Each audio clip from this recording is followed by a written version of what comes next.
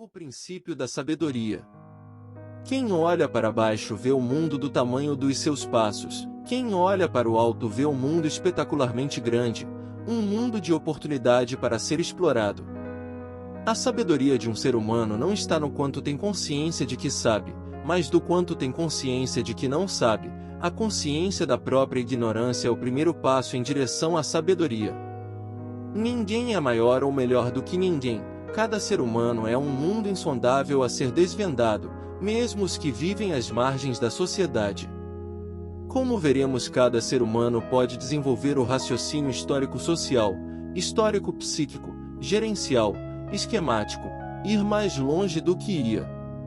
Existe uma ideia acadêmica falsa sustentando que os melhores alunos são os que tiram as melhores notas, os que registram com mais exatidão as informações nas provas. Esse conceito pode ser um dos anais da escola clássica, mas não para a escola da existência, a escola social.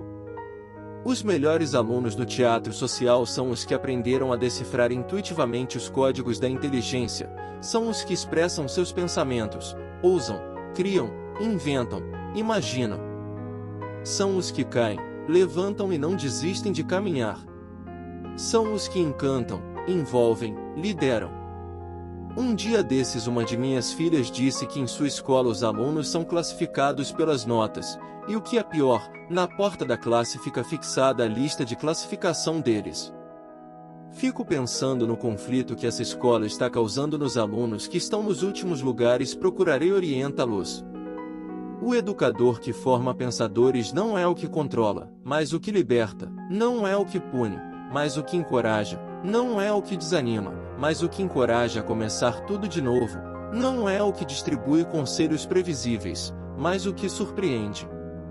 Quem aprender a decifrar o código do carisma na sua instituição, escola ou empresa encontrará um tesouro que reis não possuíram. Deixe-me dar um exemplo de um rei que se desmoronou porque colocou à venda seu maior tesouro. Uma pessoa é tanto mais madura não quanto mais julga os outros, mas quanto mais julga a si mesma. Não quanto mais criticam os comportamentos dos que a rodeiam, mas quanto mais se coloca no lugar dela. O homem do entendimento é formado em primeiro lugar pela personalidade do mestre, em segundo lugar pelo conhecimento que transmite. A educação que forma seres humanos completos é a educação que lapida a consciência de si e do papel social, que não desiste, que cria vínculos, apoia e contribui inclusive com os que nos decepciona. Se a sala de aula for um monólogo onde um fala e outros escutam, formaremos repetidores de ideias. Se a sala de aula for um teatro onde professores e alunos forem atores coadjuvantes da produção de conhecimento, formaremos pensadores. O silêncio é a oração dos sábios. Sem a oração do silêncio é impossível pensar antes de reagir. Sem pensar antes de reagir é impossível não cometer erros crassos. Quem despreza a grandeza das pessoas simples não é digno de ser uma celebridade. Quem se coloca acima dos outros é emocionalmente infantil, vítima dos holofotes da mídia. O tempo é o melhor remédio para se aproximar os que se odeiam e distanciar os que se amam. Dependendo de como lidamos com o tempo, ele será um grande amigo ou um grande inimigo. Muitos querem o perfume das flores, mas poucos se atrevem a sujar as mãos para cultivá-la. Todos fecham seus olhos quando morrem, mas nem todos enxergam quando estão vivos. Há duas maneiras de fazer uma fogueira, uma com a madeira seca e outra com a semente. Os que preferem a madeira seca logo se aquece e o frio retorna. Os que plantam as sementes colhem uma floresta e nunca lhes faltará madeira para se aquece. Quando Judas beijou Jesus, era de se esperar que esse fosse controlado pelo ódio ou pelo medo, mas abriu as janelas de sua mente e perguntou: Amigo, para que vieste? Jamais uma pessoa traída tratou com tanta dignidade o seu traidor. Não tinha medo de ser traído, mas de perder o amigo. Quando Pedro negou Jesus pela terceira vez, os olhares deles se cruzaram. Ao negá-lo, Pedro proclamou altissonante que não a conhecia, mas ao olhá-lo, Jesus gritou sem voz: Eu o compreendo.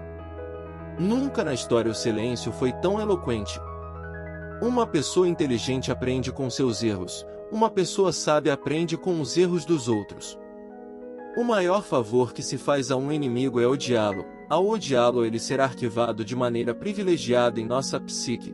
Desse modo dormirá conosco e perturbará nosso sono, comerá conosco e estragará nosso apetite. Proteger a emoção passa por aprendermos a nos doar para os outros sem esperar demais a contrapartida do retorno. Se não tivermos grandes expectativas, tudo nos surpreenderá. Não se esqueça de que as maiores decepções são geradas pelos mais próximos. Os milionários quiseram comprar sua felicidade com seu dinheiro.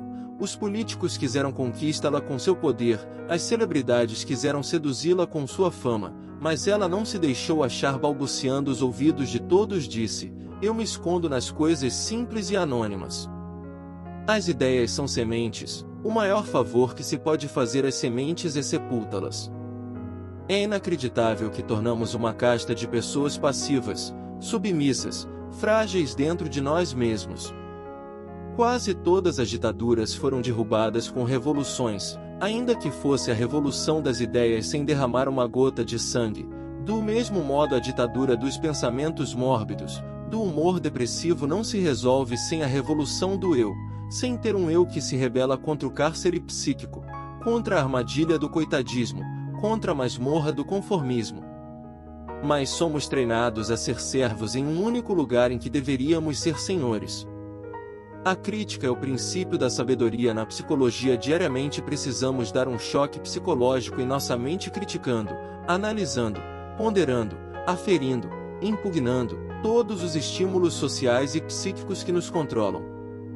É quase impossível sobreviver saudavelmente nessa sociedade agitada e consumista sem desenvolver o estômago psíquico saturado de enzimas da arte da dúvida e da crítica.